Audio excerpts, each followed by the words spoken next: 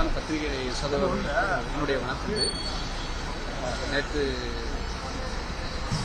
இரவு இந்த விஜய் சங்கீதா அவர்களுடைய நல்ல உறவு திடீரென்று அவங்க விவாகரத்துக்கு சங்கீதா அவர்கள் ஒரு விவாகரத்துக்கு அப்ளை பண்ணியிருக்காங்கன்னு தெரிஞ்சதும் நான் ரொம்ப வருத்தப்பட்டேன். இதற்கு கடந்த ஒரு மாதமாகவே நான் சொல்லிக்கிட்டு இருக்கேன். விஜய் அவர்கள் ஒரு அரசியலில் தூய்மை என்று சொல்லிக் கொண்டிருக்கிறார். அவர் தூய்மையான வாழ்க்கை வாழ வேண்டும். சங்கீதா அவர்களுடன் ஒற்றுமையாக ஒரு கணவன் மனைவி உறவு சிறப்பாக இருக்க வேண்டும். கணவன் மனைவி ஒற்றுமையாக இருந்தால்தான் ஒரு தமிழ் தேசத்துக்கும் இந்தியாவிற்கு ஒரு முன்னுதாரண புருஷனாக இருக்க முடியும் என்பதை நான் வலியுறுத்தி வந்து கொண்டிருக்கிறேன். ஆனால் அதற்கு நேர் எதிர்மாறாக அவர்கள் விவாகரத்து கோரியிருக்கிறார்கள். அந்த பெண்ணின் துணிச்சலை தான் நான் பாராட்ட வேண்டும் என்று நினைத்தேன். ஒரு பாரதி கண்ட புதுமை பெண்ணாக நான் பார்க்கிறேன். ஏனென்றால் அவர் கூறிய குற்றச்சாட்டுகள் ரொம்ப மோசமானது. அவர் வீட்டுக்குள்ளே முடக்கப்பட்டு அடைக்கப்பட்டு அவர்களுக்கு பல கொடுமைகள் நடந்திருக்கிறது என்று தெரிவித்திருக்கிறார். இது அந்த குடும்ப விவகாரத்து அந்த சட்டப்படி 27(1)AB சட்டப்படி இது ஒரு சிறை தண்டனைக்குரிய குற்றம் என்பது அந்த அந்த செக்ஷன் சொல்லுகிறது. ஆகவே இப்படிப்பட்ட ஒரு தவறான ஒரு சிந்தனையோடு நடந்து கொண்டமைக்காக விஜய் அவர்கள் மீண்டும் அவரோடு இணைந்து வாழ்வதற்கு ஒரு வாய்ப்பு கிடைத்திருக்கிறது. அந்த சந்தர்ப்பத்தை அவர் பயன்படுத்திக் கொள்ள வேண்டும் என்று தெரிவிப்பதற்காகவே நான் விரும்புகிறேன். ஏனென்றால் அவர்களுடைய குடும்பத்தில் 27 ஆண்டு காலம் வாழ்ந்தவன் என்ற முறையில் பெண்களுக்கு அநீதி இழைக்கப்படக்கூடாது. ஏனென்றால் அந்த காலத்திலே இப்பொழுது என்னன்னா பாரதி பெண்களுக்காக எப்படி குரல் கொடுத்தாரோ அந்த குரல் வெட்கப்படக்கூடிய அளவுக்கு ஆகிவிடுமோ. ஒரு நாட்டுக்கு முன்னுதாரணமாக தலைமை பண்போடு இருக்கின்ற நான் முதலமைச்சராகவே நின்று சவால் விடுகின்ற ஒரு தலைவனாக இருக்கக்கூடிய விஜய் இப்படி செய்யக்கூடாது என்பது எங்களை போன்றவர்களுடைய ஒரு தாழ்மையான வேண்டுகோள். நீண்ட நாட்களாக நெருங்கி பழகிருக்கீங்க. அவர்களுடைய உறவு நீங்க இருக்கிறது எப்படிப்பட்டதா இருந்தது? நிறைய குற்றச்சாட்டுகளை வச்சிருக்காங்க. இல்லை, ஆரம்பத்தில் அவர்கள் அந்த பெண் ஒரு வெளிநாட்டிலிருந்து வந்த பெண் ஒரு நம்பிக்கையோடு வந்தது. ஒரு வாழ்க்கைக்கு அது பயந்த ஒரு சோபம் கொண்ட பெண் தான். அன்போடு அண்ணா என்றுதான் என்னையெல்லாம் கூப்பிடும்.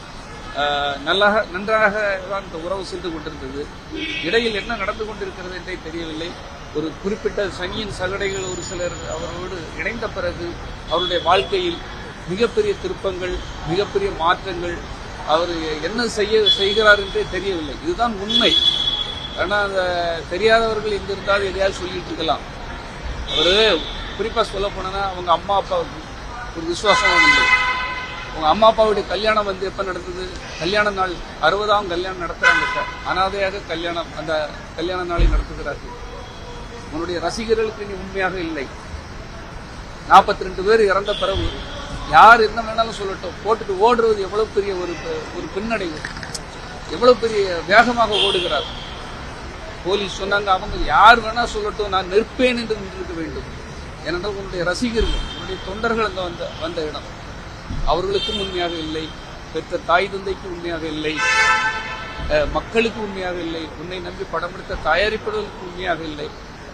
கூட இருந்த உதவியாளர்கள் செல்வம் முதல் ஜெயசீலன் முதல் ரவிராஜா முதல் உன்னோடு உண்மையாக உழைத்தவர்கள், ஆரம்பத்தில் கஷ்ட காலத்தில் உழைத்தவர்கள், நாம் முதல் ஆரம்பத்தில் கஷ்டத்தில் புகைப்படத்தை பத்திரிகையில போட மாட்டேன்னு சொன்ன காலத்தில் இருந்தவர்கள் யாருக்குமே நீங்கள் உதவியாக இல்லை.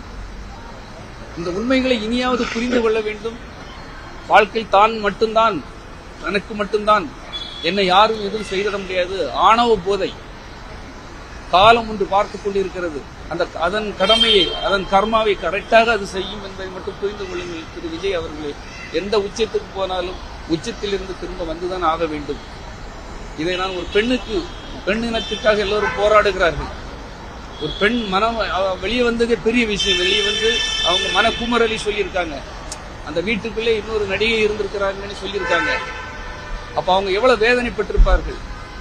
என் மகன் எனக்கும் அத்தனை அவமானம் என்று சொல்லியிருக்கிறார்கள். இதை நினைத்து பாருங்கள். ஒவ்வொரு வீட்டிலும் நமக்கு சகோதரிகள் இருக்கிறார்கள், அக்கா தங்கை இருக்கிறார்கள்.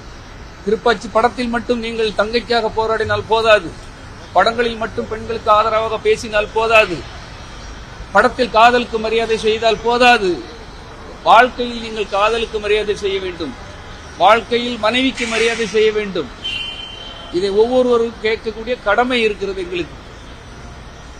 இப்பொழுது உங்கள் மனைவி வெளியே வந்து என் மனைவி பிரச்சனை அந்த பிரச்சனை அப்படியெல்லாம் கிடையாது. நீங்கள் எப்படி இருக்கிறீர்களோ அதை பார்த்தான் உன் தொண்டன் இருப்பான், நீங்கள் எப்படி இருக்கிறீர்களோ அதை பார்த்தான் சாமானியன் இருப்பான். ஏனென்றால் ஒரு பெண் சொல்லுகிறது, திருப்பாச்சி படத்துல அண்ணன் வந்து தங்கைக்காக எவ்வளவு ரவுடிகள் எல்லாம் கொள்றாரு, அப்ப எவ்வளவு நல்ல வருதுன்னு அப்படின்னு ஒரு பெண் பேட்டி கொடுக்குது. இன்னொரு பெண் பேட்டி கொடுக்குது, எங்க அண்ணன் நல்ல நடனம் ஆடுவார், அதுக்காக வாக்களியுங்கள் என்று ஒரு பெண் பேட்டி கொடுக்கிறது. அப்போ இந்த சினிமா மோகம் உங்களை எந்த அளவுக்கு நாசமாக்கி வைத்திருக்கிறது. உங்கள் அனைவரையும் கையெடுத்து கும்பிடுகிறேன் அன்பான என் சகோதர சகோதரிகளே, தமிழ் இனங்களே, ரசிகர்களே. ஒரு நடிகரை நம்பி உங்கள் வாழ்க்கையை வீணாக்கி விடாதீர்கள்.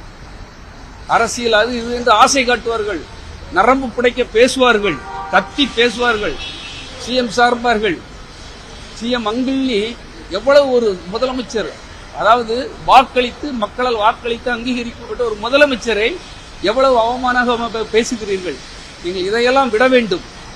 இதையெல்லாம் நம்பி அவர்களை நம்பி நீங்கள் போனால் கண்டிப்பாக தோற்று போய் விடுவீர்கள். உங்கள் பணம் இழக்கப்படும், உங்கள் நேரம் இழக்கப்படும், உங்கள் காலம் இழக்கப்படும், கடைசியில் நிற்கதியாக நிற்பீர்கள் என்பதை மட்டும் தெரிவித்துக் கொள்கிறேன். இந்த நல்ல நேரத்தில்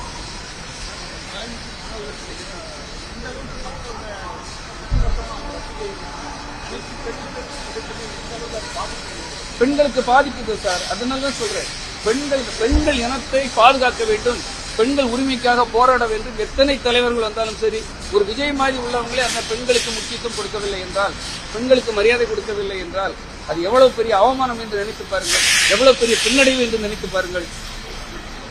அவரே ஒரு பெரிய ஒரு தலைவராக இருந்த பெண்களை பாதுகாப்பேன், பெண்களை பாதுகாக்க வேண்டும் என்று அரசுக்கு அறைகோல் கொடுக்கிறார்.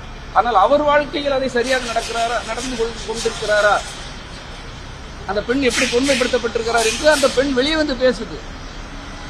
விவகாரத்து கோர்ட்டுக்கு வந்துருச்சு இல்லையா? அப்ப இதுல இருந்து அந்த பெண்ணுடைய எல்லாமே மறைக்கப்படுகிறது சினிமாவில். அதுவும் பெரிய நடிகர்களுடைய விஷயங்கள் அத்தனையும் அவர்கள் செய்ய தவறுகள்லாம் மறைக்கப்படுகிறது. அந்த பெண் வெளியே வந்து துணிச்சலா வந்து பேசினது, அந்த துணிச்சலா வந்து அந்த கோர்ட்டுக்கு வந்தது உண்மையிலே பாரதி கண்ட புதுமை பெண் சங்கீதா என்று நான் சொல்லுவேன். நடிகர் நம்பி முன்னாடி போக வேண்டாம்ன்றீங்க. ஆமா, அரசியல் பல நடிகர் இருக்காங்க. ஆமா, எல்லாரும் சேர்த்து சொல்றீங்களா இல்ல? சார் எல்லாரையும் நான் சொல்லல. இப்ப எம்ஜிஆர்லாம் மக்களுக்காக நல்லது செய்தார்னா எல்லாரையும் சொல்லல, குறிப்பாக சொல்றேன். இவங்க பண்ணி எந்த ரசிகர் நன்றாக இருந்திருக்காங்க சொல்லுங்க பாப்போம். ஒரு ரசிகன் நான் முன்னுக்கு வந்து விட்டேன், நான் பெரிய அளவில் வந்திருக்கேன், சமுதாயத்தில் உயர்ந்து விட்டேன், யாரையா ஒரு நடிகர் ஒரு ரசிகனை சொல்லுங்க பார்ப்போம்.